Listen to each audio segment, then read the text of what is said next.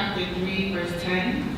Okay. You touched on this with the first question that you spoke on earlier about the final last day. We know we're in the day of judgment now. But the final last day, we know the elect will be raised, and in the twinkling of the eye will be changed. Mm-hmm. I'm curious to know what's going to happen to the unsaved that are still here. In this verse, it talks about the world being burned up with fervent heat. And I know that's something that we learned prior before. So I'm wondering if that still remains. Okay, thank you. Okay, let's read 2 Peter 3 in verse 10. It says, "But the day of the Lord will come as a thief in the night, in which the heavens shall pass away with a great noise, and the elements shall melt with fervent heat, the earth also, and the works that are therein shall be burned up." And again, people read this and they see the day of the Lord, and they think a single day. You're saying Judgment Day was 7 years ago. I didn't see the heavens and the earth destroyed and any of this, so therefore it didn't happen. Their understanding is incorrect due to misunderstanding or not knowing by carefully looking at what God means by day. You have to search the Bible to define that word like you would search it for everything else. The day of the Lord, and when we search, we see it can be a prolonged day of judgment, and so God brought the world into spiritual judgment, and it will continue in that way until whatever date that exact day is, let's say in the year 2033. And when that day comes, then God will return, bring about the resurrection, the rapture, and once that's complete, He destroys the whole creation with fire. And it happened in the day of the Lord, because from the first day, May 21, 2011, through whatever date that last day is, some 22 years later, it all qualifies as the day of the Lord. So this too is occurring within the day of the Lord. Now it's as far as the unsaved, notice it says the works that are therein shall be burned up.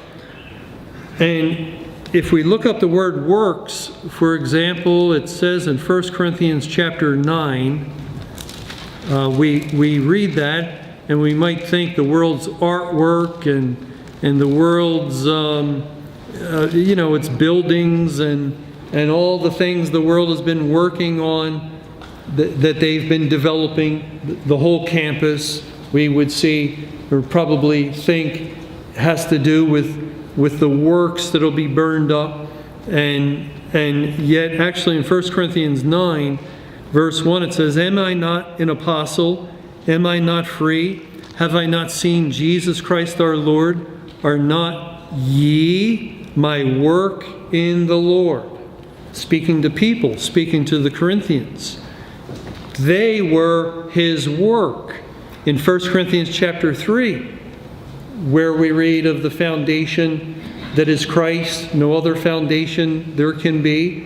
And then it says in 1 Corinthians 3, in verse 13, "Every man's work shall be made manifest, for the day shall declare it, because it shall be revealed by fire, and the fire shall try every man's work of what sort it is." People. It's not our physical work, whatever we've been doing in that way, but it's the work of the gospel. And on the last day of this prolonged judgment period, all the works therein, because at that point God has already lifted up His people. They've been resurrected. They've been raptured out of the world. All that remains behind then are the unsaved, and they burn up. It says in Isaiah 51, and we'll have to close with this. I think we're about 11:30. Okay, in Isaiah 51, it says in verse 6, lift up your eyes to the heavens, and look upon the earth beneath. For the heavens shall vanish away like smoke, and the earth shall wax old like a garment, and they that dwell therein shall die in like manner. And so too with the creation, it's going to burn, and all that dwell therein will die in like manner. They will be burned up, and what's ever left of them will be gone. God somehow brought substance, all this, out of nothing. He spoke, and from nothing came everything that we can see and know about this world and the universe. Well, then he speaks again, and all that is very physical and visible to us, everything that is real to us, it is gone in an instant, and it will never be again. And we don't think that when God destroys the earth and the stars and the whole creation with fire, that it will ever come back to life or into existence again, although we know there's a whole separate matter of a new creation. But this physical creation will be destroyed, never to return. In like manner, those that have been burned up under the wrath of God will be destroyed, never to return, never to have any awareness or consciousness ever again. They will be dead. That's what being dead is. It is to lack life. Now, presently, unsaved man is dead in soul. He has no life in his soul. And that's the reason when he dies physically, he just goes to the grave, or the physical body goes to the grave. There's no soul to go into heaven because it was dead. God never resurrected the soul.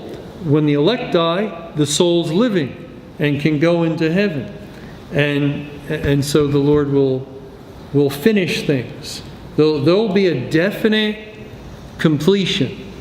There will be a definite end to the rebellion that has taken place on earth, that God allowed for his own purposes. It will come to a close, and there will be sweet relief for the elect people of God, as all that has happened in this life and all the sins are really, they'll have to be erased from our memory. We'll remember them no more, and we'll, since we'll have that tremendous blessing of being in God's presence and learning about him forever and ever and ever, we'll be fully occupied, and there'll be no backward glances at all. It's gone. It's gone. God did what he intended to do. It served his purpose. He brought himself great glory. Now let's proceed. Let's move on into this eternal future. And wow, that's what's waiting. That's what's waiting. And I think it's worth a little inconvenience, a little discomfort for a little while, just waiting on the Lord. If that's what we're in store for, if that's what he's going to do, and it is for his people. And so the Lord tells us that in several places. Okay, let's stop here, and we'll close with a word of prayer.